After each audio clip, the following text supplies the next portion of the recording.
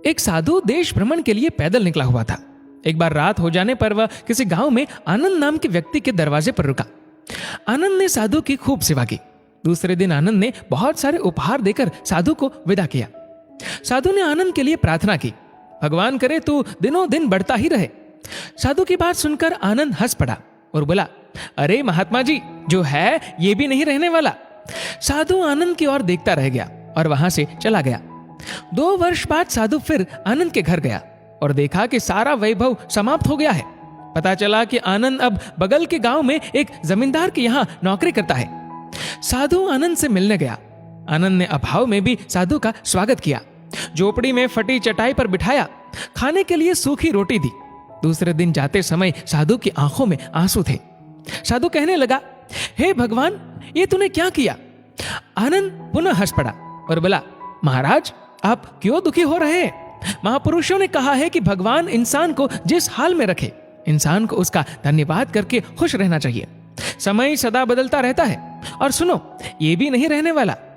साधु मन ही मन सोचने लगा, मैं तो केवल भेष से साधु हूं, सच्चा साधु तो तू ही है आनंद। कुछ वर्ष बाद साधु फिर यात्रा पर निकला और आनंद से मिला तो देखकर हैरान रह गया कि आनंद तो अब जमींदारों का जमींदार बन गया है।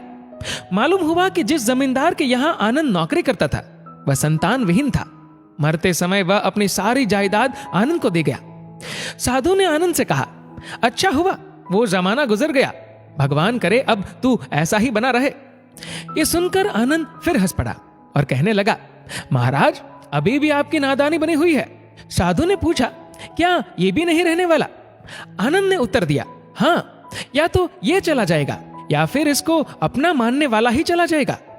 कुछ भी रहने वाला नहीं है, और अगर शाश्वत कुछ है तो वह है परमात्मा, और उस परमात्मा की अंश आत्मा। आनंद की बात को साधु ने गौर से सुना और चला गया। साधु कई साल बाद फिर लौटता है तो देखता है कि आनंद का महल तो है, किंतु कबूतर उसमें गुटरगु कर रहे हैं और आनंद का देहांत हो गया है। बेटियां अपने अपने घर चली गई, बूढ़ी पत्नी कोने में पड़ी है। साधु कहता है, अरे इंसान, तू किस बात का अभिमान करता है? क्यों इतराता है? यहाँ कुछ भी टिकने वाला नहीं है। दुख या सुख कुछ भी सदा नहीं रहता।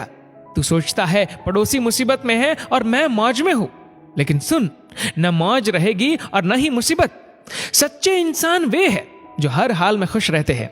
मिल गया माल तो उस माल में खुश रहते हैं, और हो गए बेहाल तो उस हाल में खुश रहते हैं।